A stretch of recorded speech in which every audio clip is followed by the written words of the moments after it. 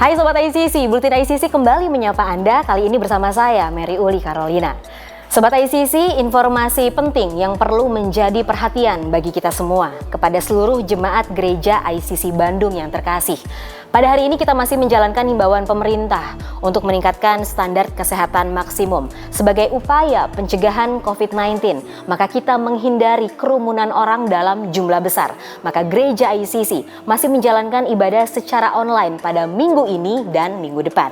Kami menghimbau Anda untuk tetap terkoneksi dengan gereja ICC. Follow akun Instagram kami di @ICC-Bandung. Dan untuk Sobat ICC yang ingin memberikan perpuluhan, persembahan, dan mendukung berjalannya ICC Extension, saudara dapat melakukannya melalui bank transfer ke rekening BCA 0088 99 1110 atas nama JKI Inspire Community Center.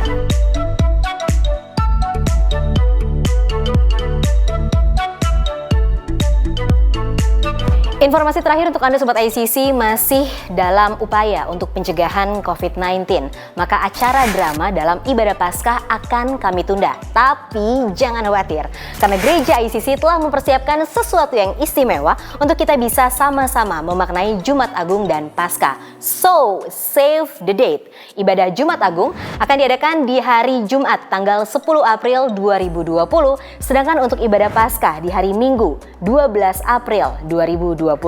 Sobat ICC, mari kita bersatu hati, bersepakat dan berdoa bagi keluarga, bagi kota Bandung, bagi gereja, dan bagi bangsa Indonesia.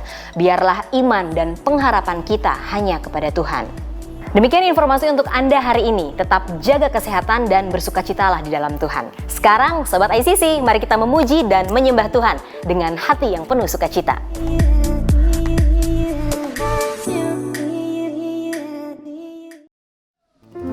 Shalom Sobat ICC, selamat hari Minggu. Selamat datang di ibadah gereja ICC Bandung saat ini. Kita akan segera memulai ibadah, mari kita bersama-sama berdoa. Mari kita berdoa. Terima kasih Tuhan Yesus untuk hari ini. Kau Tuhan yang baik di dalam kehidupan kami. Rahmat-Mu selalu baru tiap pagi. Dan pagi hari ini kami datang ke hadapan-Mu Tuhan. Kau menjamah setiap hati yang menyaksikan ibadah ini. Terima kasih Tuhan Yesus, Roh Kudus Kau ambil alih segala sesuatu. Di dalam nama Yesus Tuhan, semua yang percaya, mari sama-sama katakan, amin. Mari kita beri tepuk tangan yang meriah bagi nama Tuhan kita Yesus Kristus. Saudara percaya, Tuhan hadir di setiap pujian dan penyembahan umatnya. Dimanapun saudara berada saat ini, saya mengajak kita mengangkat tangan, memuji dan membesarkan nama Tuhan. Karena Dia layak, terima segala pujian, terima segala kemuliaan. Terima kasih Tuhan. Bagimu segala pujian, bagimu segala hormat. Bapakku datang dan berserah, ku nyatakan Kau yang berkuasa dalam gelap. Kau setia, Kau cahaya hidupku.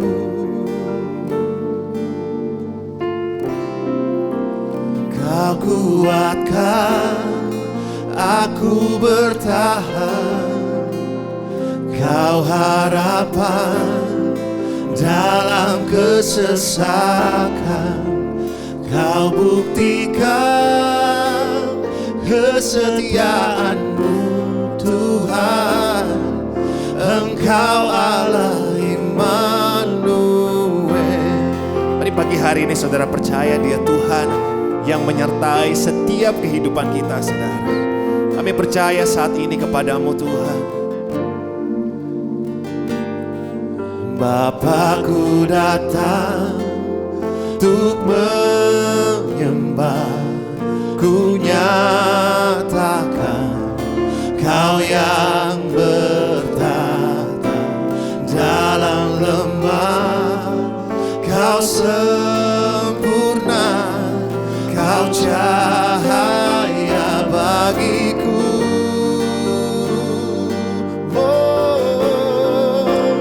Kau kuatkan aku bertahan. dalam kesesakan. Kau buktikan kesetiaan-Mu Tuhan. Katakan, Engkau Allah Immanuel. Engkau kuatkan aku bertahan. Yesus, Kau harapan, Kau sumber harapan dalam kesesakan. Kau buktikan kesetiaan-Mu Tuhan. Engkau Allah Immanuel.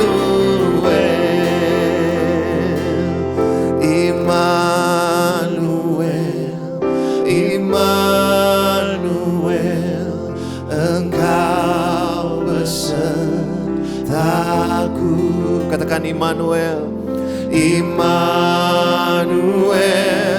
Immanuel, Engkau Allah besertaku. Immanuel, Immanuel, Immanuel, Engkau besertaku. Immanuel, Immanuel, Immanuel, Engkau Allah besertaku. Immanuel, oh, Immanuel, Immanuel, Engkau besertaku. Tekan Immanuel. Immanuel, Immanuel, Engkau Allah besertaku. Oh Yesus, Kau kuatkan aku bertahan. Kau harapan dalam kesesakan. Yesus, Kau buktikan kesetiaan-Mu Tuhan. Engkau Allah Immanuel. Kau kuatkan aku bertahan. Kau harapan kami Tuhan di dalam kesesakan. Kau buktikan kesetiaan-Mu Tuhan. Engkau Allah Immanuel. Engkau Allah Immanuel. Engkau Allah Immanuel. Engkau Allah Immanuel. Mari kita beri tepuk tangan yang meriah bagi nama Yesus Tuhan kita. Terima kasih Yesus. Saya mengajak kita semua ada di rumah dimanapun saudara berada. Mari kita menyembah Tuhan bersama-sama. Kita meninggikan Tuhan yang hidup. Mari angkat tanganmu, sembah Dia, naikkan ucapan syukurmu kepada Tuhan. Kau Tuhan yang menyertai, tak pernah meninggalkan. Kami tak pernah sendirian. Kau beserta, Kau beserta. Haleluya. Kami berharap kepadamu, sumber pengharapan, sumber pertolongan, sumber kedamaian. Oh, kami menyembah-Mu selamanya. Tiada yang seperti-Mu, gunung batu kekuatan, kota perlindungan. Oh, kota benteng yang teguh, Kau penolong di dalam kesesakan. Kami bersyukur kepada-Mu. Kau indah Tuhan, Kau yang layak disembah. Mari angkat tanganmu, kami mengangkat tinggi tangan untuk menyembah-Mu. yang layak disembah, Yesus Kristus Tuhan.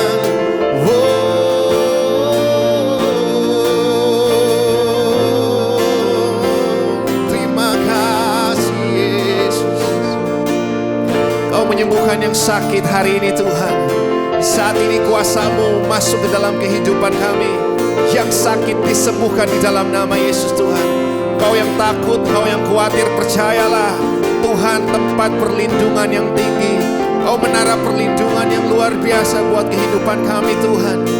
Di dalam nama Yesus Kau menyingkirkan kekhawatiran. Oh,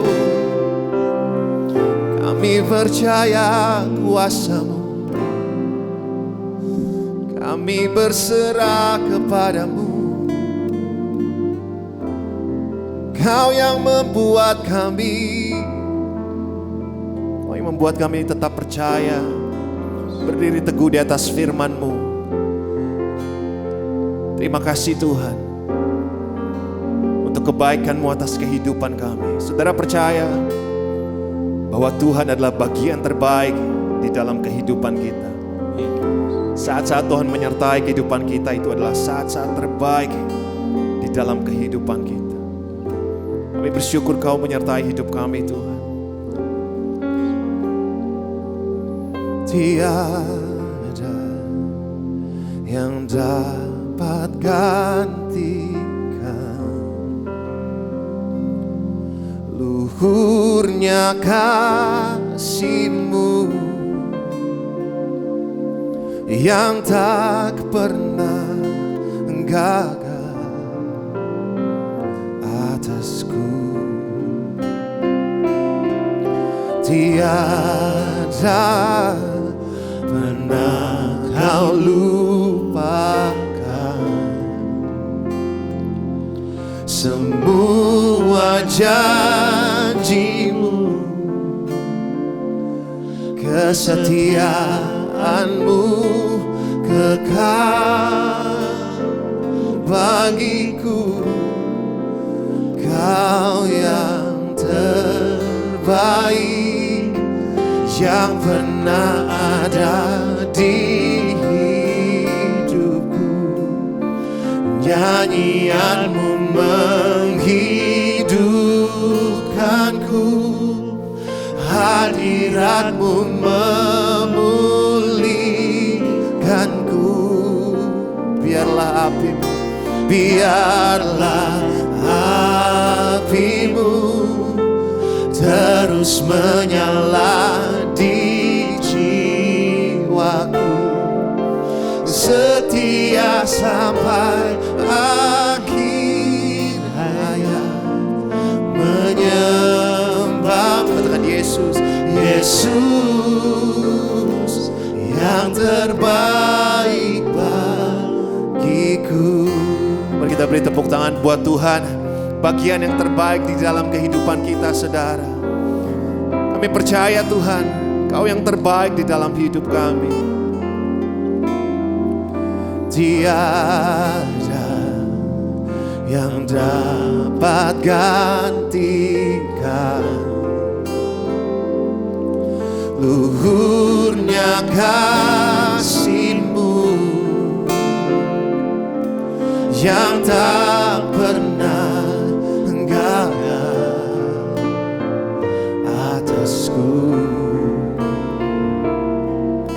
Tiada pernah Kau lupakan.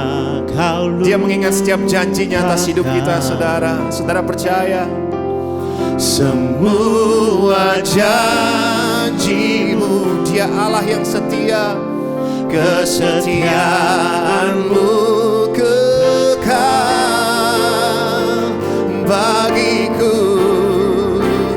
Kau yang terbaik yang pernah ada di hidupku. Nyanyian-Mu menghidupkanku, hadirat-Mu memulihkanku. Biar menyala, apimu terus menyala di jiwaku, Yesus, setia sampai akhir hayat, menyembahmu, Yesus, yang terbaik bagiku. Mari angkat kedua tanganmu, saudara yang ada di rumah, sama-sama. Kau yang terbaik yang pernah ada di hidupku, nyanyianmu menghidupkanku, hadiratmu memulihkanku. Ku angkat tangan,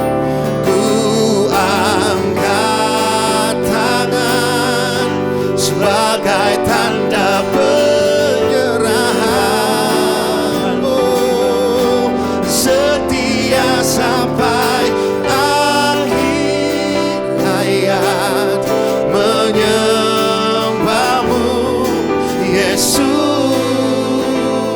yang terbaik bagiku. Katakan setia, setia sampai akhir hayat, menyembahmu, Yesus, yang terbaik bagiku. Setia, setia sampai akhir hayat, menyembahmu, Yesus, yang terbaik bagiku. Mari kita beri tepuk tangan yang meriah bagi nama Yesus Kristus Tuhan. Terima kasih Tuhan, Kau sungguh indah, Kau sungguh luar biasa di dalam kehidupan kami Tuhan. Kami percaya di dalam Tuhan ada kekuatan yang baru, di dalam Tuhan ada kemenangan. Jika Allah di pihak kami, siapakah lawan kami? Dan saat ini kami percaya Tuhan, Kau Tuhan yang membawa kemenangan di dalam hidup kami. Kami percaya yang sakit Tuhan sedang sembuhkan saat ini di dalam nama Yesus Tuhan. Saudara, Kau yang berbeban berat, percayalah Tuhan akan memberikan kelegaan yang baru. Terima kasih Tuhan, kami bersuka cita saat kami memuji dan menyembah Engkau, Tuhan yang hidup, Tuhan yang tidak pernah berubah kemarin, hari ini, sampai selamanya. Terima kasih Tuhan, di dalam nama Yesus Tuhan, semua yang percaya, saudara yang ada di rumah sama-sama katakan, amin. Ya, shalom semua. Saya berharap semua dalam keadaan yang baik. Kita akan melanjutkan seri Hope. Ini adalah Hope yang keempat. Dan saya percaya dimanapun saudara ada, saudara tetap bisa tinggal dalam hadirat Tuhan. Dan pada waktu firman diberitakan, saya percaya Roh Kudus akan berbicara kepada kita semua, sehingga kita tahu apa yang menjadi kehendak Tuhan kita ikuti hari-hari ini. Mari kita berdoa dulu. Bapak, terima kasih Tuhan Yesus, kami ucapkan syukur untuk firman-Mu. Kami tahu masa-masa saat ini adalah masa-masa terbaik bagi kami untuk mata kami selalu tertuju kepada Tuhan. Dan di dalam firman-Mu kami mendapatkan tuntunan dan arahan apa yang harus kami lakukan hari-hari ini. Tuhan Yesus, berkati setiap kami lewat firman-Mu, pakai hamba-Mu. Biarlah kuasa, kasih, dan hikmat-Mu yang mengalir atas setiap kami, dan kami diubahkan oleh karena firman Tuhan yang kami terima dan kami dengar dan kami lakukan. Dalam nama Tuhan Yesus kami sambut firman-Mu. Haleluya. Amin. Nah saudara, ini adalah hope yang keempat. Ya. Hari-hari ini mungkin setiap kita banyak yang mengalami yang namanya uncertainty. I think we live in a day, kita hidup di dalam zaman di mana perubahan yang begitu cepat terjadi. Banyak hal-hal yang membuat kita tinggal dalam ketidakpastian hari-hari ini, yang mungkin membuat orang-orang khawatir, orang-orang curiga satu dengan yang lain. Ada banyak juga orang yang tinggal di rumah hari-hari ini dan merasa loneliness, merasa kesendirian dan mungkin bosan, dan mungkin setelah sekian lama mengalami yang demikian, saudara, orang bisa jatuh di dalam kelelahan hatinya. Tetapi percayalah, di dalam Tuhan ada jawaban dan ada harapan yang baru. Nah, saudara, apa yang menjadi firman Tuhan supaya kita bisa fahami hari-hari ini? Meskipun di tengah-tengah bermacam-macam keadaan yang demikian, percayalah bahwa Tuhan punya rancangan yang baik dan janji yang baik di dalam kehidupan kita. Dalam 3 Yohanes 1, kalau kita bertanya apa yang menjadi kehendak Tuhan, inilah yang menjadi kehendak Tuhan. Bahwa aku berdoa, kata dalam kitab 3 Yohanes 1 ayat 2, saudaraku yang kekasih, aku berdoa supaya engkau baik-baik dan sehat-sehat saja dalam segala sesuatu, sama seperti jiwamu baik-baik saja. Inilah kehendak Tuhan bagi setiap kita yang percaya. Bahwa Tuhan inginkan kita sehat-sehat dan baik-baik saja dalam segala sesuatu. Yang percaya katakan amin. Nah, saudara, ini yang menjadi kehendak Tuhan yang kita hidupi hari-hari ini.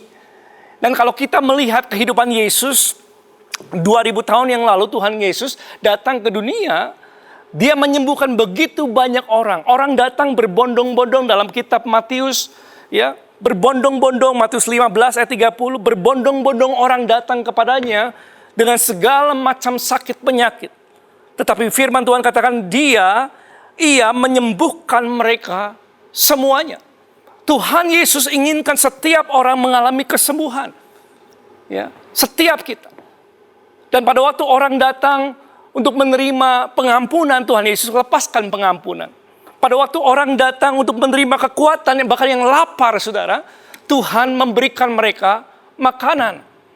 Nah, pada waktu kita melihat kehidupan Tuhan Yesus, kita melihat hati Bapa bagi setiap kita. Apa yang Bapa di sorga inginkan bagi setiap kita, bahwa kita baik-baik dan sehat-sehat dan terjaga dalam segala sesuatu, seperti jiwa kita baik-baik saja.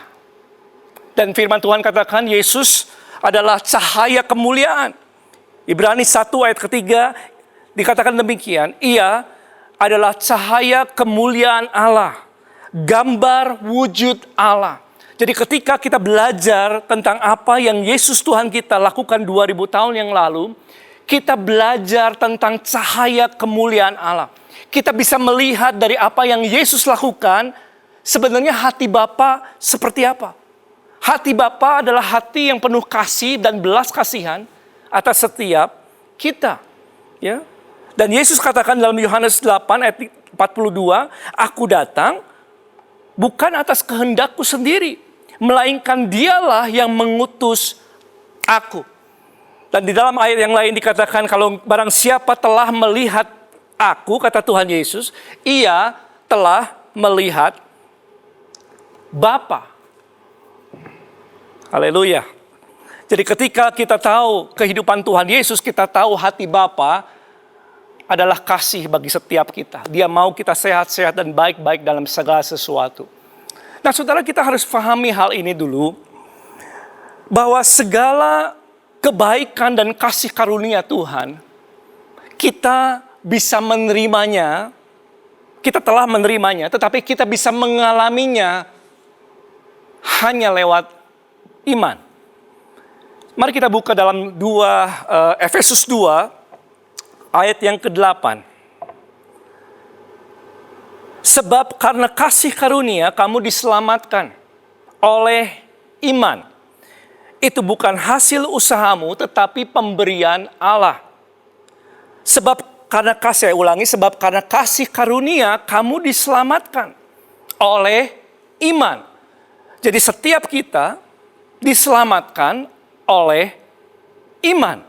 Jadi segala kasih karunia yang Tuhan telah berikan, ya, dan telah tersedia bagi kita di kayu salib, ya, kita hanya bisa menerimanya oleh iman. Ya, kata diselamatkan ini kata yang menarik, saudara.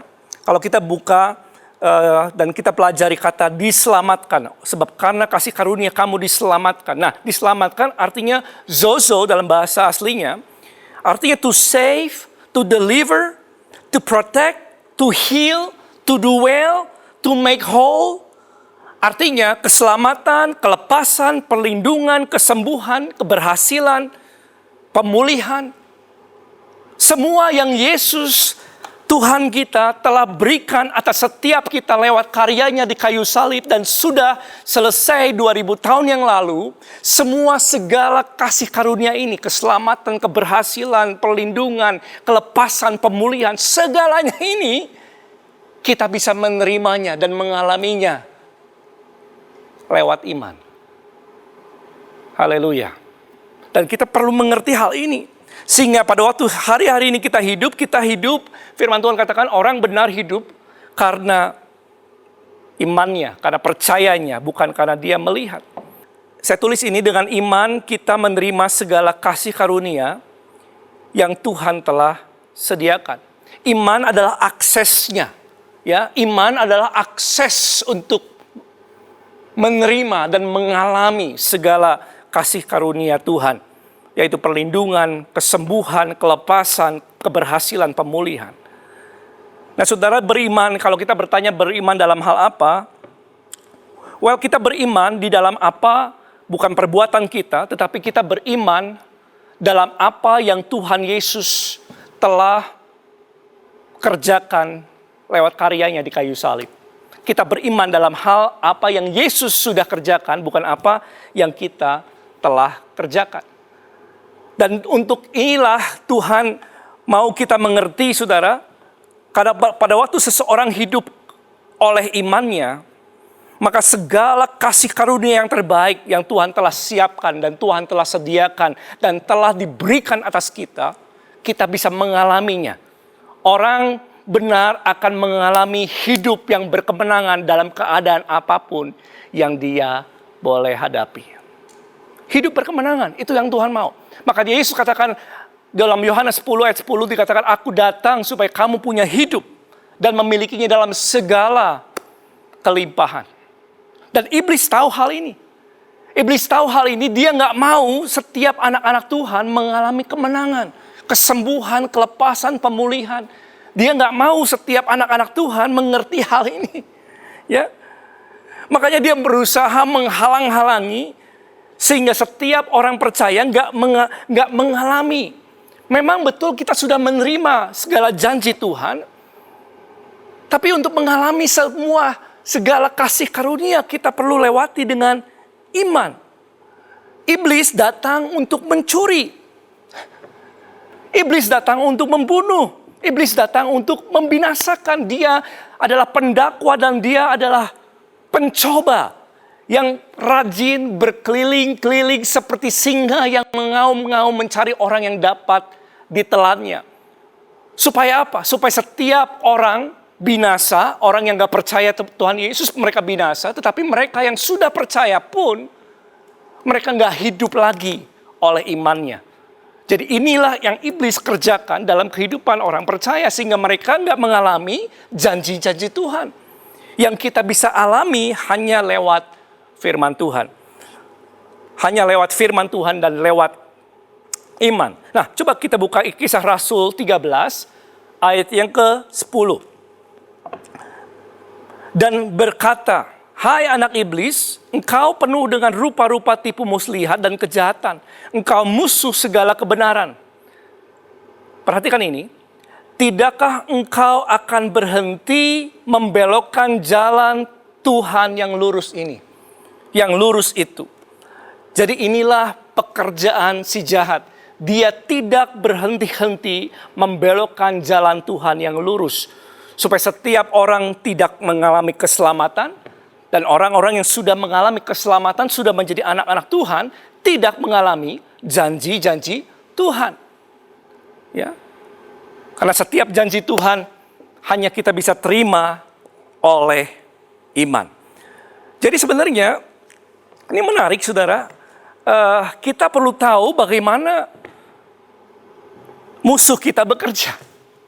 Saya cerita sedikit, saya dengar beberapa, mungkin hari-hari ini kita semua dengar berita-berita, puluhan berita-berita yang masuk mungkin sudah ke handphone kita, WhatsApp dan lain sebagainya, broadcast dan lain sebagainya.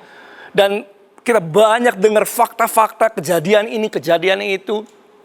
Tetapi saudara, ketika saya seorang hamba Tuhan di Jakarta dan kasih saya satu link berita, dan dia bilang ini beritanya bisa dipercaya.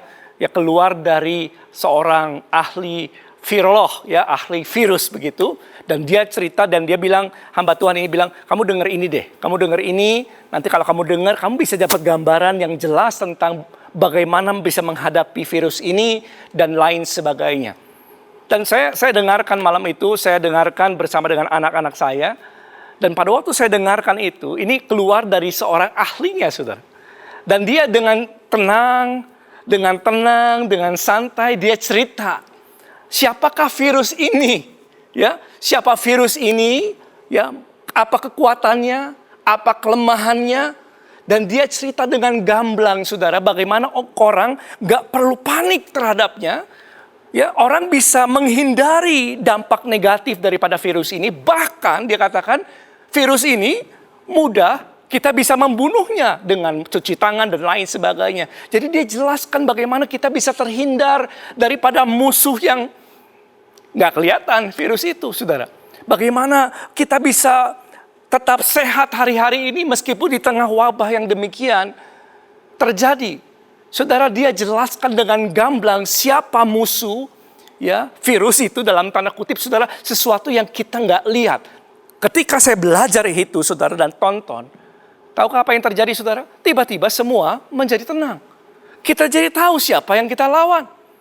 Kita jadi tahu musuh kita modelnya kayak gimana, kekuatannya apa, dan kelemahannya apa, dan ancamannya di mana. Sehingga kita bisa menghindar dari setiap jebakannya, bahkan kita bisa membunuh virus itu, ya, dengan cuci tangan dan lain sebagainya. Makanya para ahli mengeluarkan beberapa statement yang bagus untuk physical distancing, ya, jauh jarak, jaga jarak dengan yang lain, mencuci tangan dengan sabun, sanitizer dan semuanya itu. Dan mereka belajar tentang siapa musuh yang kita hadapi, yaitu virus itu hari-hari ini, saudara.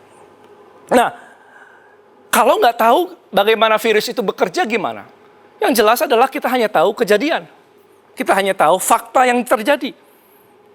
Meninggalnya berapa orang dan lain sebagainya. Berapa orang yang sudah terinfeksi dan ODP dan PDP dan lain sebagainya. Tapi kita nggak tahu.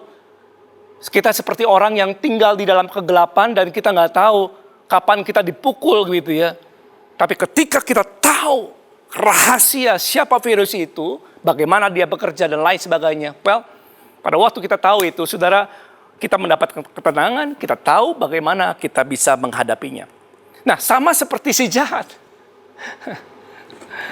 Kita punya musuh, yang musuh kita, yaitu si jahat, iblis itu nggak mau kita mengalami setiap janji Tuhan.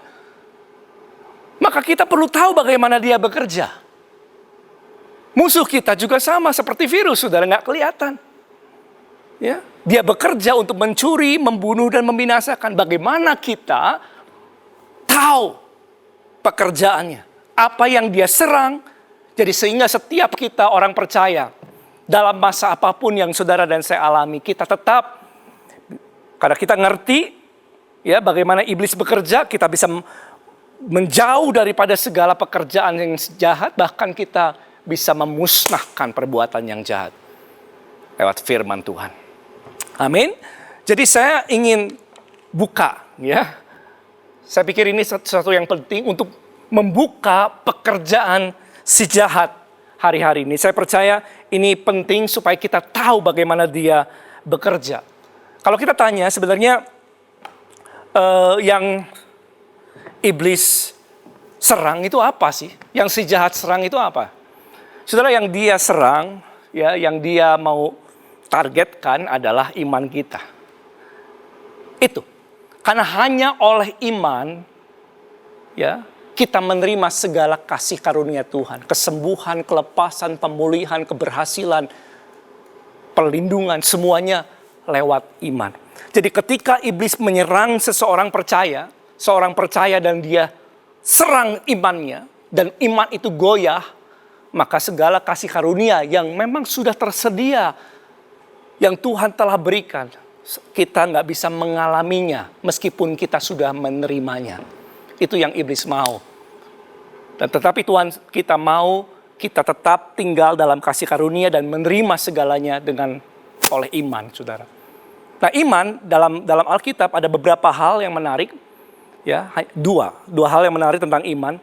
Iman itu bekerja, kalau dalam Galatia 5 ayatnya keberapa, ke-6 dikatakan kalimat terakhir, hanya iman yang bekerja oleh kasih.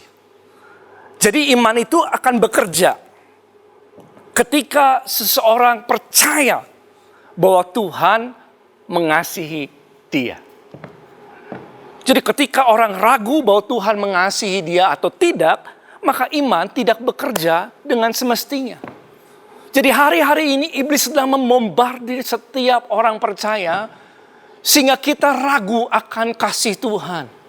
Apakah benar Tuhan mengasihi kita? Apakah benar? Kalau memang benar, kenapa semua ini terjadi dan lain sebagainya? Dan ketika orang percaya mulai meragukan kasih Bapa dalam kehidupannya, maka iman tidak bisa bekerja. Dan ketika orang iman nggak bekerja dalam kehidupan orang karena tidak ada kasih, maksudnya dia mulai ragu akan kasih Bapa, kemudian dia nggak bisa mengalami semua kasih karunia yang Tuhan telah sediakan, saudara. Yang kedua, iman. Ini satu ayat yang sangat menarik dalam Roma 10 ayat ke-17. Iman ini bekerja dalam kasih, oleh kasih yang pertama ya. Yang kedua adalah iman timbul dari pendengaran akan firman. Nah, saya mau cerita sedikit satu ayat ini. Jadi iman, saya bacakan. Atau kita baca sama-sama ya, boleh ya. Roma 10 ayat 17. Yuk, 2, 3. Jadi iman timbul dari pendengaran. Dan pendengaran oleh firman Kristus. Pendengaran oleh firman Kristus. Jadi iman itu munculnya dari mana? Timbulnya dari mana? Oleh pendengaran akan firman. Ketika orang mendengar firman, maka iman itu timbul. Dan ketika iman itu timbul, maka dia bisa berjalan dengan imannya. Dan segala kasih karunia yang Tuhan telah sediakan, kita bisa mengalaminya. Ya, maka itu iblis menyerang iman seseorang.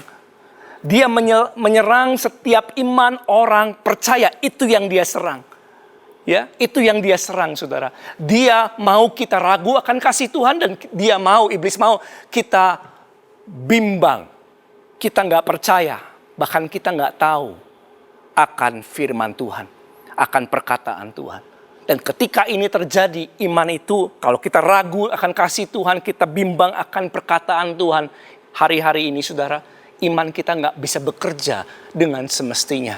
Dan segala kasih karunia yang Tuhan sudah siapkan, kita nggak bisa mengaksesnya. Dan itu yang iblis mau, tetapi Tuhan mau yang sebaliknya. Maka itu kita mau belajar bagaimana iblis bekerja, musuh kita. Di dalam sebuah perumpamaan, Tuhan Yesus telah bukakan, ya.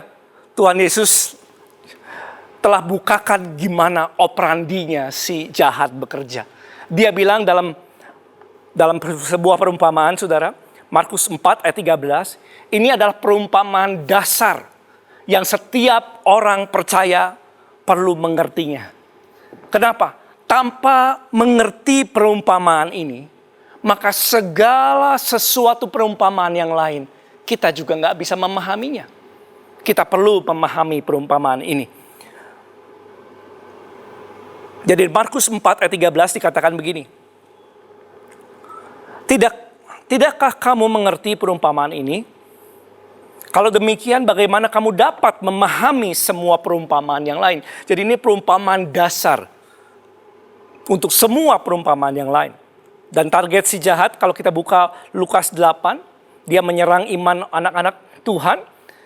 Lukas 8 ayat 12, bagian B-nya, kalimat terakhir dikatakan, supaya mereka jangan percaya dan diselamatkan. Jadi target si jahat untuk menyerang iman seseorang adalah supaya anak-anak Tuhan jangan percaya dan diselamatkan. Dan kata diselamatkan sama seperti Roma 10 ayat 17, yaitu sozo. Ya, sozo artinya tadi, ya, keselamatan, pemulihan, perlindungan, keberhasilan, kesembuhan. Jadi iblis mau kita nggak percaya dan kita nggak menerima segalanya yang baik yang Tuhan telah siapkan. Oke, nah apa yang terjadi dalam perumpamaan ini? Kita akan belajar sama-sama bahwa penabur itu, ada perumpamaan tentang penabur. Seorang penabur yang menabur benih. Dan dikatakan benih itu ialah perkataan Tuhan.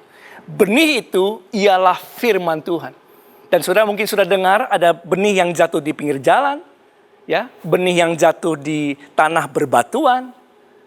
Lalu benih yang jatuh di semak duri, semak belukar begitu. Dan benih yang jatuh di tanah yang subur. Maka saya akan cerita sama saudara tentang satu-satu jenis benih, jenis tanah ini. Dan tanah itu bicara tentang hati kita, dan benih itu adalah firman Tuhan.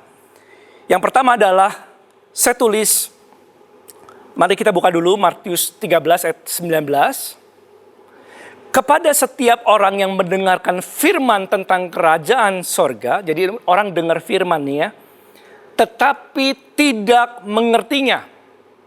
Matius 13 ayat 19. Tidak dengar firman, tapi nggak ngerti. Datanglah si jahat. Kita punya musuh, saudara. Dan musuh kita menyerang perkataan Tuhan. Karena iman timbul dari pendengaran akan perkataan Tuhan. Dia menyerang perkataan Tuhan. Dan merampas apa yang ditabur dalam hati orang itu. Itulah benih yang ditabur di pinggir jalan. Saya tulis satu, judulnya yang pertama adalah benih yang di pinggir jalan adalah pengertian. Ya. Nomor satu adalah pengertian. Saudara, hari-hari ini kita perlu understanding. Kita perlu hikmat untuk mengerti bagaimana cara Tuhan melihat setiap keadaan dengan benar. Bukan cara kita lihat, tapi cara Tuhan melihatnya. Apa yang orang nggak ngerti, kalau seseorang nggak ngerti, saudara, maka dia akan jauh lebih mudah untuk mengalami tipu muslihat si jahat. Ya, kalau kita mau beli barang, contoh ya, kalau kita mau beli barang ke toko begitu ya, terus kita nggak tahu barang aslinya. Ketika penjualnya kasih barang palsu pun, kita nggak bisa bedakan antara asli dan palsu, karena kita nggak tahu mana yang asli. Orang yang nggak mengerti, saudara, jauh akan lebih mudah untuk mengalami tipu muslihat ya dari orang lain. Nah, saudara, hari-hari ini saya yakin kebingungan ada di mana-mana ya. Orang jadi bingung, kenapa? Karena kenapa kok terjadinya seluruh dunia virus COVID-19 ini dan menyerang dunia ini dan orang tinggal dalam kebingungan dan ketakutan dan orang mulai curiga satu dengan yang lain. Dan ketika yang paling shocking adalah kalau orang kita dengar, wah, itu anak Tuhan itu meninggal. Anak Tuhan ini meninggal di luar kota dan lain sebagainya. Kita shock, saudara. Loh, kenapa Tuhan gak lindungi? Bahkan ada ketika orang gak ngerti hal ini, beberapa orang mulai berpikir, oh ya, ini mungkin memang sudah waktunya Tuhan memanggil mereka. Ya, mungkin sudah waktunya dan mungkin ini adalah Tuhan yang memanggil mereka dan lain sebagainya. Saudara, ketika kita nggak mengerti firman Tuhan, ada orang percaya nggak ngerti firman Tuhan, yang terjadi adalah asumsi. Asumsi melihat pekerjaan ini seolah-olah ini Tuhan yang mengerjakannya. Tahukah saudara, Tuhan inginkan kita hidup panjang. Yang percaya katakan amin. Sehat, baik-baik dalam segala sesuatu.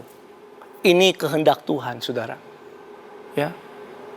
Firman Tuhan katakan dalam Mazmur 70 tahun kalau kuat, 80 tahun ini kalau kuat. Bicara tentang bagaimana kita dengan hikmat Tuhan kita manage gaya hidup kita. Tetapi yang menulis kitab Mazmur itu adalah Musa. Saudara tahu Musa dalam perjanjian lama loh ya. Dia hidup 120 tahun. dan matanya belum kabur dan kekuatannya masih penuh. Itu Musa. Kalau Musa dalam perjanjian lama, dia sehat, kehidupannya umurnya 120 tahun. Kita yang sudah menerima kasih karunia lewat keselamatan Tuhan Yesus, kita harus expect more. Kita berharap, percaya bahwa Tuhan telah sediakan yang lebih baik daripada itu. Haleluya. Saudara, saya percaya Tuhan ingin kita semua, setiap kita termasuk saya, saudara, panjang umur, ya, panjang, sehat, sempurna, finishing well. Ya, itu yang Tuhan mau. Paulus pernah punya kebimbangan ini. Dia bilang dalam berapa itu ya? Filipi 1 ayat 23, dia didesak oleh dua belah pihak. Dia mau aku ingin pergi, kata dia, diam bersama dengan Kristus itu jauh lebih baik. Tetapi 24, lebih perlu untuk tinggal di dunia ini karena kamu.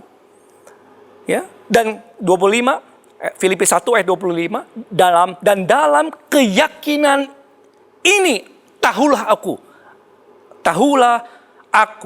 bahwa aku akan tinggal dan akan bersama-sama lagi dengan kamu sekalian supaya kamu makin maju dan bersukacita dalam iman.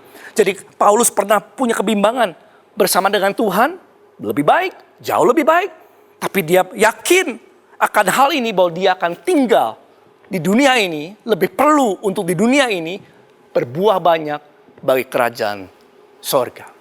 Tahukah saudara, itu yang menjadi kehendak Tuhan. Tuhan mau kita umur panjang dan berbuah banyak, 30, 60, bahkan 100 kali lipat ganda. Ya, tetapi orang yang mungkin melihat tanpa dasar pengertian firman, mungkin melihatnya bahwa Tuhan yang melakukan semuanya ini. Bagaimana kalau ternyata bukan Tuhan, memang bukan Tuhan, saudara, yang melakukan semua ini. Iblis datang untuk mencuri, membunuh, dan membinasakan. Dan ada orang-orang yang berpikir bahwa inilah pekerjaan Tuhan. Tuhan kasih sakit penyakit sama orang, virus dan lain sebagainya, supaya orang percaya meninggal. Do you believe that? No.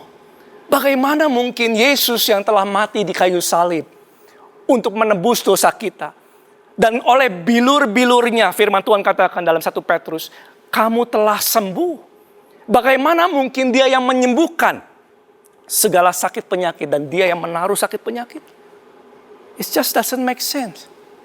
Dan bagaimana mungkin Yesus berkata, sembuhkanlah orang sakit, tumpangkanlah tanganmu atas orang sakit, maka dia akan sembuh. Itu firman Tuhan. Bagaimana mungkin dia menaruh sakit penyakit untuk memanggil orang-orang, anak-anaknya? Sesuatu yang saudara dan saya perlu renungkan. Tuhan mau kita hidup panjang, berbuah banyak bagi kerajaannya. Itu yang Tuhan mau. Dan iblis tidak mau melakukan ini. Tidak mau kita hidup berbuah banyak. Itu pekerjaan si jahat, saudara. Mari saya buka lagi, mungkin ini ayat yang cukup, karena ini kejadian-kejadian ini bertubi-tubi, saudara, dan orang bingung tentang, bahkan yang paling ngerinya adalah, ini waktunya Tuhan, anak Tuhan ini meninggal dan lain sebagainya. Dan mereka kasih satu ayat, Tuhan yang memberi, Tuhan yang mengambil, dan ayat ini begitu banyak di mana-mana. Saudara, saya nggak berusaha untuk menjadi kritikal, tapi saya mau kasih tahu kebenaran firman Tuhan. Ya, pada waktu ayat berkata Tuhan yang memberi, Tuhan yang mengambil. Ketika anak-anaknya semuanya mati, saudara, dia berkata Tuhan yang memberi, Tuhan yang mengambil. Dan kita tahu, saudara, itu bukan Tuhan. Ya, itu bukan pekerjaan Tuhan. Dalam Ayub 1 ayat 9, itu adalah pekerjaan si jahat. Si jahat dari dulu adalah pembunuh manusia, dia adalah pencuri, pembunuh, dan pembinasa. Tetapi ketika orang gak mengerti firman, yang terjadi adalah dia berpikir bahwa Tuhan yang melakukan semua ini. This is the work of our God. That is not true, that is a lie. Iblis datang dengan dustanya, tipu muslihatnya. Sudah saya buka satu ayat lagi ya. Ya, dalam Ayub 6 ayat 4 dikatakan begini. Ini Ayub 6 ayat 4 ya. Karena anak panah yang maha kuasa tertancap pada tubuhku. Racunnya diisap oleh jiwaku. Kedahsyatan Allah, kata Ayub, seperti pasukan melawan aku. Dikatakan anak panah dari Tuhan tertancap pada tubuhku. Saudara, Ayub mengatakan ini tanpa pengertian yang benar akan firman Tuhan. Tahukah saudara, Ayub tinggal dalam perjanjian lama? Dia belum lahir baru. Dan setiap orang yang belum menerima keselamatan ada di dalam kuasa si jahat. Dan sehingga si jahat berkuasa atas mereka. Dan Ayub berkata, pada waktu dia mengalami semua yang gak baik, Allah yang menancapkan panah ini kepada saya. Kedahsyatan Allah yang datang kepada saya. And that is not true. You know, God is love. Allah itu kasih. Kalau kita buka dalam perjanjian baru, kita tahu anak panah itu dari siapa. Coba kita buka Efesus 6 ayat 16. Dalam segala keadaan pergunakanlah perisai iman. Sebab dengan perisai itu kamu dapat memadamkan. Perhatikan dengan baik. Semua panah api dari siapa? Dari si jahat. Yang melemparkan panah api sama kehidupan orang-orang adalah si jahat, saudara. Bukan Tuhan. Maka itu hari-hari ini, saudara, betapa pentingnya kita mengerti, mengenal firman Tuhan. Dan ketika kita mengenal firman Tuhan, kita nggak salah nangkap. Bagaimana kalau orang percaya memikirkan bahwa ini adalah pekerjaan Tuhan, padahal ini datang dari si jahat. Yang datang mencuri, membunuh, membinasakan. See, God is love. Tuhan mau kita hidup panjang dan berbuah bagi Dia. Hari-hari ini kita perlu mengejar pengenalan akan Tuhan. Ya, kalau kita nggak ngerti, hari-hari ini kejadian begitu banyak, sudah harus mencari pengertian. Kita cari pengenalan akan firman Tuhan. Kita harus menguji segala sesuatu, bagaimana cara Tuhan melihatnya. Kalau kita belum mengerti firman gimana?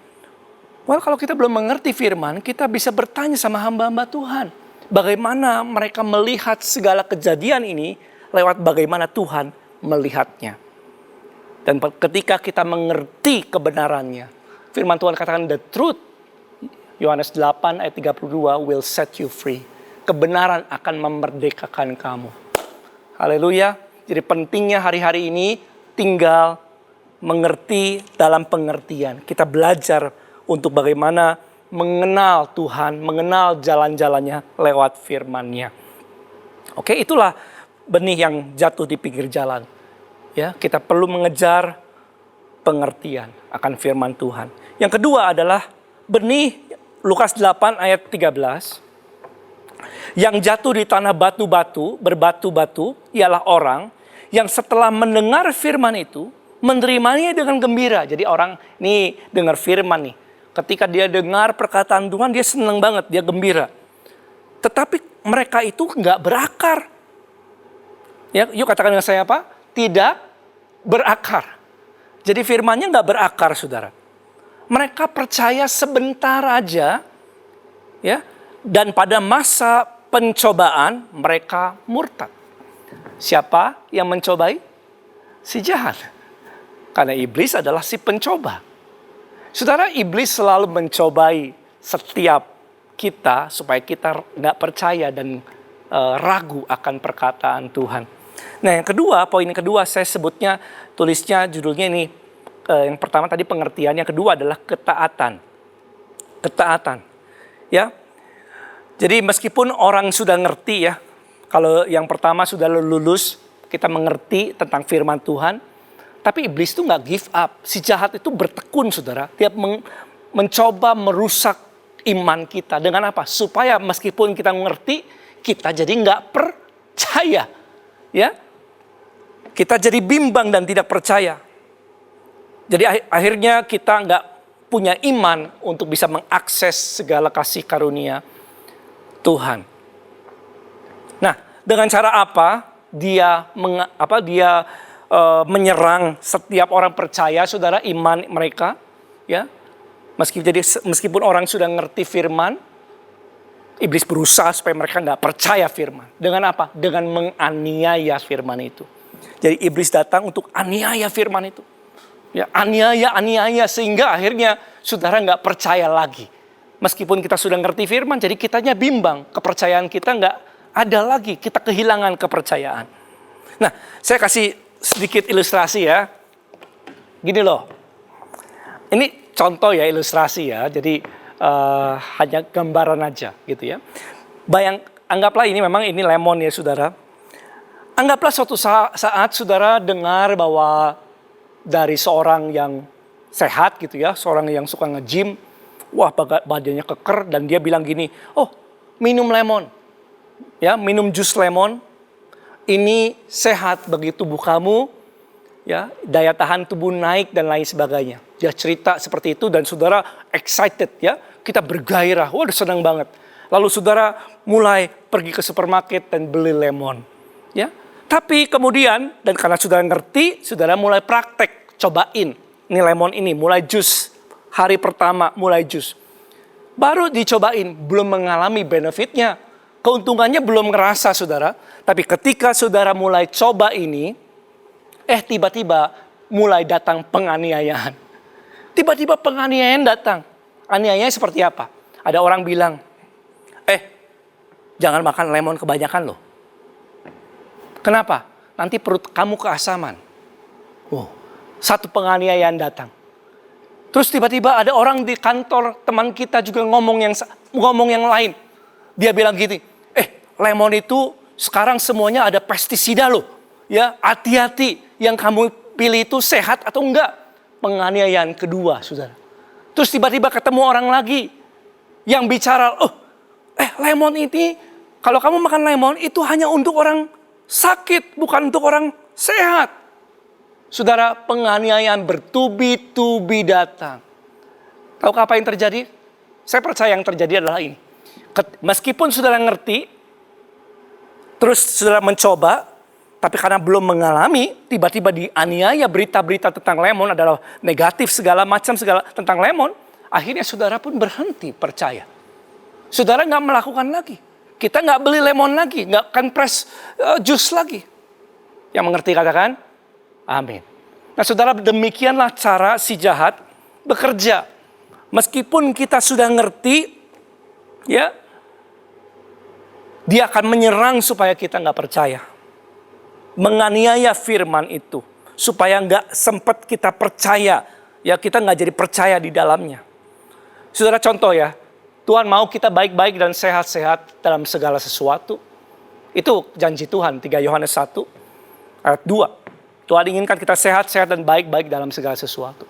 Tapi saudara excited, saudara bergairah, senang banget dengar ayat ini. Lalu saudara mulai berdoa untuk itu. Ya, tetapi ketika saudara berjalan hidupnya, hari demi hari, tiba-tiba datang penganiayaan. Tiba-tiba saudara jatuh sakit. Tiba-tiba jatuh dalam kesusahan. Tiba-tiba jatuh dalam kegagalan.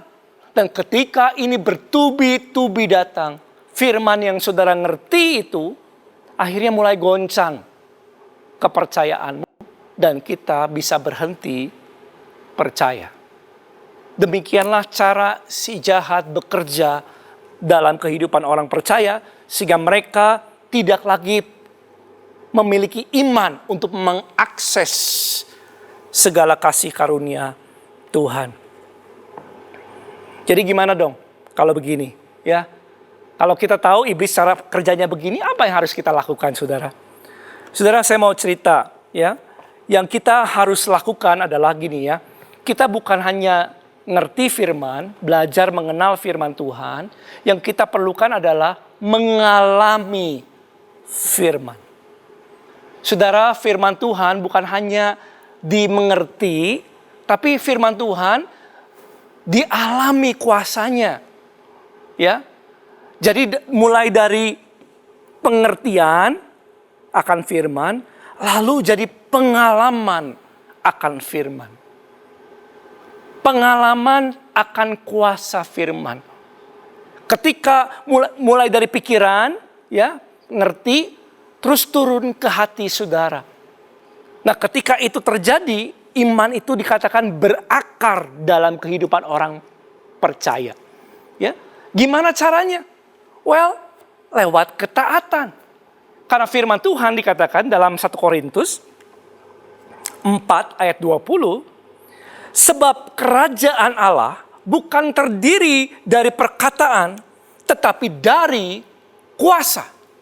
Saudara-saudara bukan hanya dengar perkataan Tuhan dan mengerti, itu bagus dan luar biasa baiknya, tetapi kita mengalami kuasa firman Tuhan. Bagaimana kita mengalami kuasa firman Tuhan? Ketika kita mentaati firman Tuhan. Ketika saudara dan saya mentaati firman Tuhan, yang terjadi adalah saudara bukan hanya dengar, ngerti perkataan Tuhan firman, tapi kita ngalamin dahsyatnya kuasa firman Tuhan. Dan ketika kita mengalami yang tadinya dari pengertian menjadi pengalaman, firman tadi berakar dalam hati kita. Jadi kita semakin kuat berakar firman ini, sehingga kita nggak mudah digoyahkan. Haleluya. Coba saya kasih ilustrasi yang tadi ya. Ya, anggap ini lemon lagi deh ya, lemon lagi. Saudara bilang, dengar ada orang bilang sama kita, lemon itu sehat loh. Dan dia cerita gini, lalu saudara makan lemon, mulai jeruk lemon, jus lemonnya saudara mulai minum. Tapi saudara, kemudian kita melakukannya sehari, kesehatannya belum kerasa berubah. Tapi kemudian besoklah, lusanya, tiba-tiba, saudara, daya tahan tubuh saudara meningkat jauh lebih hebat daripada sebelumnya. Tiba-tiba, yang tadinya saudara sakit-sakitan, karena saudara minum jus lemon, ini maaf ya, ini ilustrasi ya saudara ya. Ketika saudara minum jus lemon, tiba-tiba saudara jadi sehat. Nggak pernah sakit, yang tahunan tadinya sakit, sekarang tidak pernah sakit sama sekali. Dan semua simptom-simptom kesakitan yang dulunya ada, semenjak saudara konsumsi jus lemon, setiap hari, sepanjang setahun saudara, bahkan bertahun-tahun. Saudara sudah bukan hanya ngerti lemon itu bagus, tapi saudara ngalamin dahsyatnya, ya, dahsyatnya, benefitnya, manfaat daripada lemon. Tahukah saudara kalau itu terjadi apa? Yang terjadi adalah lemon, dalam tanda kutip, sudah berakar dalam hati saudara. Kenapa? Bukan hanya pengertian, kau punya pengalaman. Saudara dan saya punya pengalaman. Nah, ketika orang datang dengan penganiayaan, tahukah apa yang terjadi? Saudara jauh dengan mudah untuk mempertahankan apa yang kau percaya. Karena engkau bukan hanya mengerti, tapi engkau mengalaminya. Jadi kalau orang datang sama saudara sudah konsumsi lemon ini, anggaplah sudah 3 tahun. Gak pernah sakit, sehat, semuanya seger buger. Ya, padahal tadinya sakit-sakitan melulu. Lalu orang datang sama kita menganiaya. Kamu konsumsi lemon ya? Ya, itu hanya untuk orang sakit loh. Saudara bisa dengan tegas ngomong. No, saya selama bertahun-tahun, saya sehat kok. Yang tadinya sakit-sakit. Saudara akan tetap percaya dan tetap mengkonsumsinya. Kenapa? Saudara bukan hanya mengerti, karena sekarang sudah mengalaminya. Amin. Nah, dengan cara itu firman Tuhan bisa berakar dalam kehidupan kita. Saudara mau berakar di dalam, izinkan firman Tuhan berakar dalam hati saudara sehingga engkau teguh. Taati firman Tuhan. Karena ketika kita taat firman Tuhan dalam keadaan apapun, kuasa akan terjadi dalam kehidupanmu. Kuasa Tuhan akan terjadi dalam kehidupan setiap orang percaya. Saya tulis ini, ketaatan membawa kita pada pengalaman akan kuasa firman.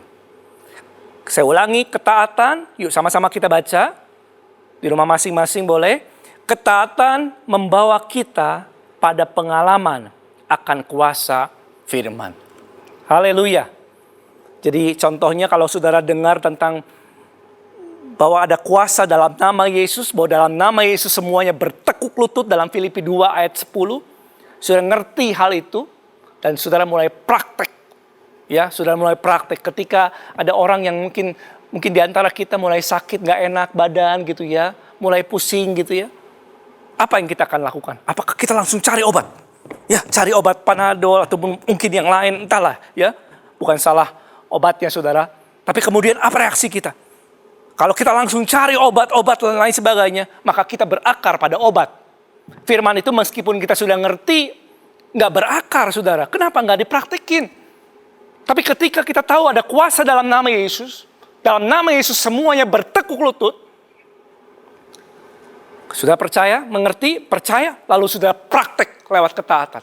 Ketika mulai pegel-pegel, mulai mungkin ada orang pusing dan lain sebagainya, sudah pakai karunia yang Tuhan sudah kasih. Pakai otoritas dalam nama Yesus. Aku berkata kepada pegel-pegel di dalam nama Yesus, sembuhlah.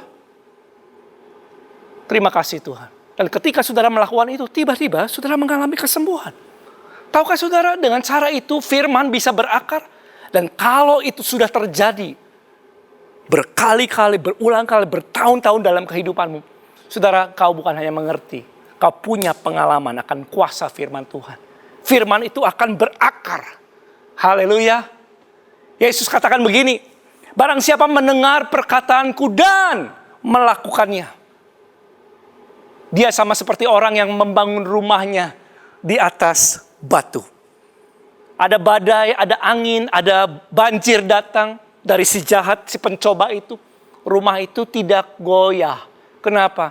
Karena dibangun di atas dasar batu yang teguh, saudara. Itu siapa? Orang yang dengar dan melakukan. Kenapa? Ketika dengar dan melakukannya, iman tanpa perbuatan adalah mati. Tetapi ketika iman dengan perbuatan, kuasa Tuhan mengalir menjadi sempurna. Dan kau punya pengalaman akan kuasa firman. Dan firman itu akan berakar dalam kehidupanmu. Yang percaya katakan, amin. Haleluya. Mari kita berikan tepuk tangan untuk Tuhan Yesus. Praise the Lord. Thank you Lord. Thank you Jesus for your word. Haleluya. Maka itu hari-hari ini saudara, yang perlu kita kerjakan apa sih? Kita perlu belajar mengerti firman Tuhan. Supaya kita melihat segala keadaan lewat kacamata firman. Ya. Yang kedua, yang perlu kita ngerti adalah, yang kita perlu lakukan adalah belajar taat akan firman Tuhan. Ketika kita belajar taat, meskipun zaman sekarang seperti ini saudara, ketaatan yang keluar dari hati yang mengasihi Tuhan, hati yang percaya dan sudah mulai taat melakukan firman Tuhan, firman itu akan berakar dalam hatimu. Dan ketika firman itu berakar kuat saudara, orang yang taat akan mengalami kuasa firman Tuhan. Apapun keadaannya. Saya bisa cerita banyak contoh-contoh dalam Alkitab itu yang terjadi sama hamba-hamba Tuhan. Meskipun di tengah kelaparan Ishak menabur. Di tengah zaman kelaparan dia menuai 100 kali lipat ganda tahun itu juga. Kuasanya tetap sama. Saya kasih contoh yang lain. Siapa? Janda Sarfat. Ketika janda Sarfat punya kekurangan hanya cuma sedikit minyak dan tepung. Dan setelah dia masak dan dia kasih sama anaknya. Dan dia makan sama-sama. Lalu dia mati. Tapi dia dengar perkataan firman Tuhan. Di tengah masa kekeringan demikian. Perkataan Nabi Elia, dia dengar firman Tuhan. Dan dia taat. Dengar. Dia taat akan firman itu. Apa yang terjadi? Ketaatan membawa kita mengalami kuasa Tuhan. Di tengah-tengah kelaparan. Janda Sarfatnya akhirnya tepung dalam tempayan dalam 1 Raja-Raja 17 ayat 16. Tepung dalam tempayan tidak habis. Minyak dalam buli-buli tidak berkurang seperti firman Tuhan. Haleluya.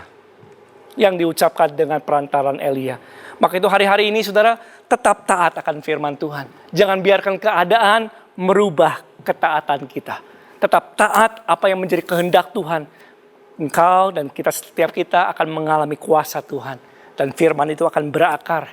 Dan kau menjadi kokoh di dalam Tuhan. Gak mudah digoyahkan. Haleluya. Ya, tetap mengucapkan syukur. Firman Tuhan katakan ucapkanlah syukur senantiasa. Itulah yang Tuhan kehendaki. Jadi hari-hari ini ucapkan syukur. Apapun yang kau hadapi, susah kadang-kadang mengucapkan syukur. Mungkin keadaannya gak enak saudara. Tapi ketika kita mengucapkan syukur, itu yang Tuhan kehendaki. Apa yang terjadi? Kuasanya kita alami, mengalir, dan mengubahkan keadaan. Saya ada tulis satu kalimat yang mungkin bisa membantu kita mencerna ini. Ketaatan akan firman menghasilkan kuasa yang mengubah keadaan. Jadi ketaatan akan firman menghasilkan kuasa yang mengubah keadaan. Haleluya. Yang pertama tadi apa? pengertian. Yang kedua adalah ketaatan. Yang ketiga, Markus 4 ayat 18. Ini benih firman atau perkataan Tuhan yang jatuh di semak duri. Ya, ayat 19, Markus 4 ayat 19. Lalu kekhawatiran dunia ini, katakan saya kekhawatiran. 2, dan tipu daya kekayaan dan keinginan-keinginan akan hal lain, masuklah menghimpit firman itu sehingga tidak berbuah. Yang ketiga, saya kasih judulnya adalah pengutamaan. Ya, siapa yang utama dalam kehidupanmu? Pengutamaan. Jadi ini firman Tuhan terhimpit. Ya, firman Tuhan yang terhimpit dalam kehidupan orang percaya sehingga tidak berbuah lagi. Nah, saudara, tahukah iblis adalah pencoba yang tekun? Meskipun orang sudah tadi mengerti firman, kedua sudah percaya, dia akan berusaha yang ketiga. Ini cara dia bekerja. Ya, sama seperti kita harus tahu cara virus bekerja. Ini cara iblis bekerja. Dia berusaha menghimpit firman. Dengan cara apa? Nah, saya mau cerita sedikit tentang bagaimana cara dia menghimpit firman. Nah, saudara, sebelumnya saya kasih ilustrasi dulu ya. Saya bawa beberapa buah, ya. Mungkin bisa lihat. Anggaplah kita ini sudah tahu dan suka mengkonsumsi buah lemon, ya. Kenapa? Karena kita tahu ini sehat, lalu sudah konsumsi, betul. Merasa lebih enak, ya, jarang jatuh sakit dan lain sebagainya. Daya tahan tubuh pun meningkat. Tapi tahu nggak, saudara? Pas lagi jalan, makan lemon setiap hari, minum jus lemon, tiba-tiba datang yang menghimpit lemon ini. Ya, apa yang menghimpit? Tiba-tiba saudara dengar dari temanmu, ya, teman kita bukan ngomong lemon ini jelek, enggak, tapi dia kasih alternatif. Dia bilang begini, jangan hanya lemon aja, ya. Ini delima juga sehat. Ya, delima ini bijinya bagus untuk darah dan lain sebagainya. Saudara mulai terbuka sama alternatif lain. Ini bicara keinginan-keinginan lain. Nah, pada waktu itu saudara coba, iya juga ya. Ya sudahlah, 1 hari lemon. Tadinya setiap hari minum lemon, saudara, jus lemon. Sekarang mulai gantian. 1 hari lemon, 1 hari jus delima. Ya, ini lemon sudah dihimpit oleh siapa? Oleh delima ini. Belum beres, saudara. Tiba-tiba teman sekantor ataupun mungkin teman nge-gym, ya, olahraga.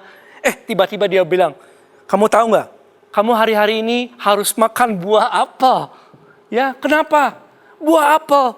Katanya kan ada kata-kata gitu ya. 1 apple a day keeps the doctor away gitu ya. Makan apel sehari supaya kita nggak ke dokter gitu kan. Well, saudara dengar itu, kamu minum apel. Iya, saya makan jus apel. Minum jus apel setiap hari dan saya sehat. Saudara mulai dapatkan alternatif lain, yaitu keinginan lain. Apel. Tahukah saudara apa yang terjadi? Lemon yang awalnya sudah mulai terhimpit bukan hanya dengan delima, tetapi dengan apel. Yang terjadi adalah ini, mulai terhimpit. Tadinya lemon setiap hari, sekarang lemon Senin, Selasa delima, Rabunya apel. Jadi sekarang begitu. Kemudian dihimpit lagi oleh mangga. Saya nggak cerita lagi, saudara. Orang bilang mangga sehat dan lain sebagainya. Lemon mulai dihimpit oleh mangga. Tahukah saudara apa yang terjadi? Kemudian lemon ini, saya kasih ilustrasi di tengah ya. Lemon ini kemudian dihimpit oleh semua buah-buah yang ada. Ya, dihimpit oleh buah-buah ini. Yang lain, ya, sudah dapat alternatif sekarang. Yang mungkin juga kelihatannya lebih menarik daripada lemon. Ya, tahukah saudara apa yang terjadi? Kita yang tadinya setiap hari minum jus lemon, sekarang nggak lagi. Ya, hanya seminggu sekali. Bahkan sudah nggak lagi, lupa ya minum lemon. Tahukah ini yang terjadi? Ini ilustrasi bagaimana firman Tuhan bisa dihimpit. Iblis datang dalam kehidupan orang percaya untuk memberikan alternatif keinginan. dikasih tahu keinginan-keinginan yang mungkin lebih menyenangkan kita, yang mungkin lebih memuaskan hati kita, mungkin lebih baik cara pikir kita rasanya lebih oke tuh keinginan. Ketika itu terjadi, kita mulai dicobai. Ya, coba kita buka Yakobus 1 ayat ke-14. Gimana so far? Oke? Ya, saya berharap semuanya belajar sesuatu ya. Haleluya. Yuk, katakan amin. Amin. Puji Tuhan. Oke. Yakobus 1 ayat 14. Yuk, kita baca. Tetapi tiap-tiap orang berarti siapa? Semua, ya, setiap kita dicobai oleh keinginannya sendiri. Yakobus 1 ayat 14. Ya, karena ia diseret dan dipikat olehnya. Dan apabila ayat 15, keinginan itu telah dibuahi, ia melahirkan dosa. Dan apabila dosa itu sudah matang, ia melahirkan maut. Jadi firman Tuhan katakan kita dicobai oleh keinginan. Kita diseret dan dipikat olehnya. Saudara, firman Tuhan ya bisa diseret. Kita bisa diseret dan dipikat oleh keinginan-keinginan lain yang sesuai dengan apa yang kita mau keluar dari daging kita. Ya. Kita diseret dan dipikat oleh semuanya itu. Akhirnya kita mulai, firman tadinya ada, mulai terhimpit ya oleh segala sesuatu alternatif. Katakan saya alternatif. Ya, alternatif yang mungkin lebih menyenangkan, lebih menguntungkan dan lain sebagainya. Kalau saya kasih contoh ya, kalau tadinya mungkin hari-hari ini ada orang yang mau berbagi. Waduh, kita nih hari-hari ini harus mulai berbagi ya. Banyak orang punya kesusahan, hari-hari ini mereka tinggal dalam uncertainty, ketidakpastian. Awalnya oke tuh, tapi kemudian misalnya, yuk kita siapkan. Ini ilustrasi ya saudara ya, ilustrasi aja ya. Kemudian kita mulai berpikir, ya. Saya mau membagikan masker gitu ya kepada yang memerlukan. Wah, dia mulai kumpul-kumpul, dia mulai kumpul beberapa mungkin penjahit dan lain sebagainya, mulai jahit bikin masker. Ya, ketika maskernya jadi, saudara tahu apa yang terjadi? Harganya melambung.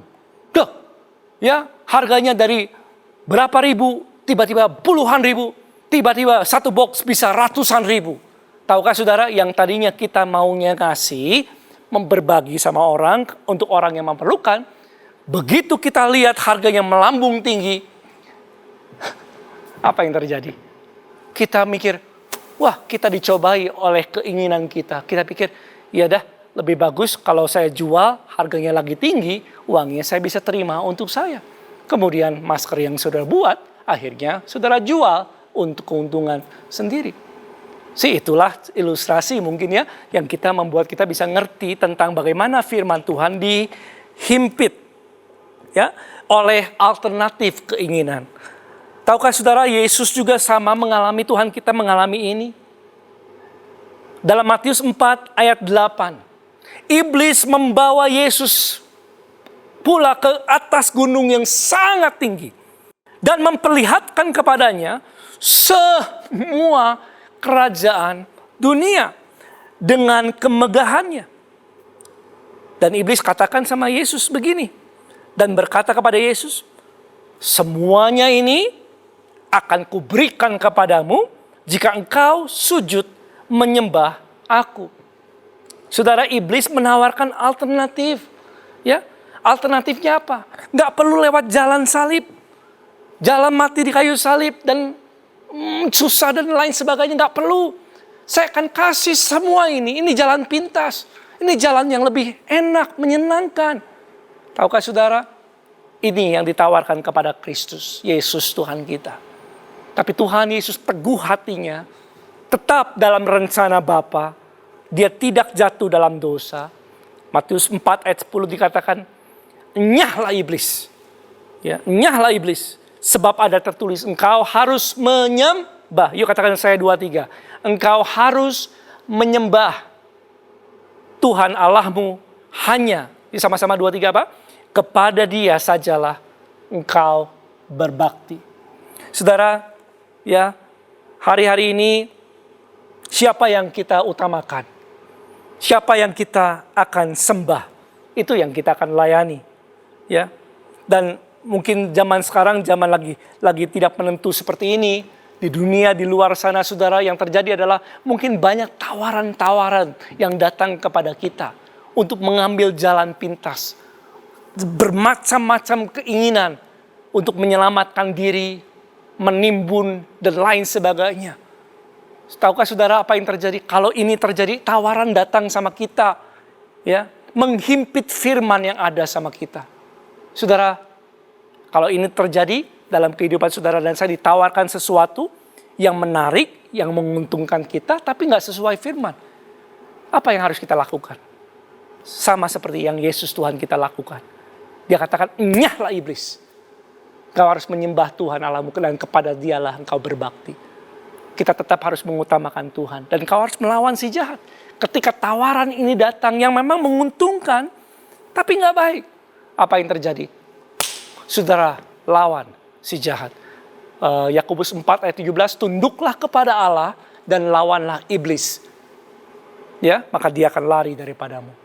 Saudara harus bilang, dalam nama Yesus, nyahlah iblis. Jauhkan daripadaku dalam nama Yesus. Dan kau tetap teguh memegang, percaya firman Tuhan. Sehingga tetap mengalami buah-buah yang baik. Amin. Haleluya. Jadi sudah ya, ada 3 ya. Pertama adalah pengertian, yang kedua adalah ketaatan, yang ketiga adalah pengutamaan. Yang keempat, yang terakhir adalah Lukas 8 ayat 15. Saya bacakan, yang jatuh di tanah yang baik itu ialah orang yang setelah mendengar firman itu, menyimpannya dalam hati yang baik dan mengeluarkan buah-buah dalam ketekunan. Jadi orang yang ini adalah jenis hati yang ini, jenis hati yang tanah yang baik, tanah yang subur. Di mana firman ini jatuh di dalam tanah hati yang subur dan mengeluarkan buahnya dalam ketekunan. Yang keempat adalah ketekunan. Poin keempat adalah ketekunan, saudara. Saudara, untuk memiliki tanah hati yang subur yang baik, ini pastinya nggak sekali ya, butuh perawatan. Ini bukan bicara tentang lari sprint, tapi ini bicara maraton. Kekristenan adalah maraton, saudara. Jadi tanah hati kita ini harus kita rawat dengan baik, ya, supaya menjadi tanah hati yang subur. Rawat dengan apa? Rawat dengan pengenalan akan firman. Kita belajar firman Tuhan, merenungkan firman Tuhan, kita jadi ngerti. Tapi kemudian kita belajar taati firman Tuhan. Ketika kita taat, kita ngalami kuasa dan firman itu berakar. Dan ketiga juga kita mulai memprioritaskan belajar, memprioritaskan tujuan Tuhan, firman Tuhan, daripada segala keinginan yang lain. Itu membuat tanah hati kita subur, saudara. Tapi dan di luar itu semua, kita harus juga belajar satu kata yang penting, yaitu ketekunan atau patience, kesabaran. Karena semua buah-buah terjadi dalam kehidupan saudara lewat kesabaran. Ya, kita harus bersabar hari-hari ini. Ya. Dan saya percaya, saya tulis ini, di balik kesabaran ada pengharapan baru. Ketika kita bertekun, Abraham bertekun, menanti dengan tekun, dia memperoleh apa yang dijanjikan. Saudara, hari-hari ini kita harus tekun berdoa.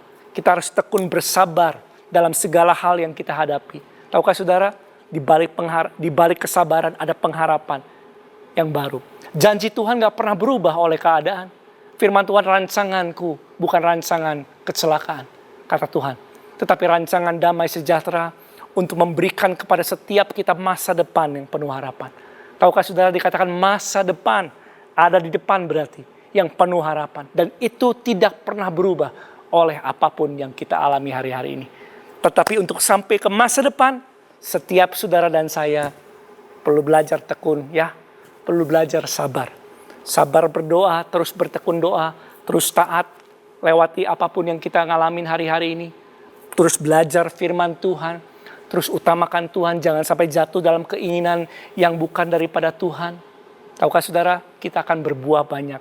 Pada waktunya kita jadi orang Kristen yang dewasa, kita tetap menjadi berkat, kita memuliakan Tuhan. Saya percaya ini yang menjadi kehendak Tuhan, kita dengar, kita simpan dalam hati, dan kita mulai lakukan ini. Mari saya tutup dengan doa. Tuhan Yesus, kami mengucapkan syukur untuk firman-Mu. Kami tahu firman-Mu adalah pelita bagi kakiku dan terang bagi jalan kami. Kalau kami hadapi hari-hari ini yang tidak menentu, kami lewati lewat firman, bersama dengan firman Tuhan. Kami percaya jalannya akan baik. Kami terus akan naik bersama dengan Tuhan dan tidak menjadi turun. Kami terus akan menjadi terang di tengah-tengah kegelapan, dan biarlah mereka semua melihat perbuatan kami yang baik dan memuliakan Engkau. Tuhan Yesus, hamba-Mu lepaskan di dalam nama Tuhan Yesus, materaikan firman ini dalam hati setiap orang yang mendengarnya. Hamba berdoa dalam nama Yesus juga setiap hamba-hamba-Mu, setiap anak-anak-Mu dimanapun mereka berada saat ini. Aku lepaskan berkat di dalam nama Yesus dan kesembuhan. Setiap sakit penyakit dalam nama Yesus aku perkatakan pergi daripadamu. Sehingga engkau mengalami kesehatan yang sempurna saat ini. Dan apa yang aku perkatakan di dalam nama Yesus, aku telah menerimanya dan kau telah menerimanya saat ini. Dimanapun engkau ada, karena janji Tuhan, supaya saudara baik-baik dan sehat-sehat saja dalam segala sesuatu. Seperti jiwamu baik-baik saja. Dan itu sudah kau terima lewat karya Tuhan Yesus di kayu salib. Dan kau telah mengalaminya dalam kuasa Tuhan. Mari kita angkat kedua tangan kita buka hati, mata kita tertuju kepada Tuhan. Saudara, apapun di dalam Tuhan, engkau harus menerimanya dengan iman. Mari. Tuhan Yesus memberkati engkau dan Tuhan melindungi engkau. Tuhan menyinari engkau dengan wajahnya, memberikan engkau kasih karunia. Tuhan menghadapkan wajahnya kepadamu, memberikan engkau damai sejahtera.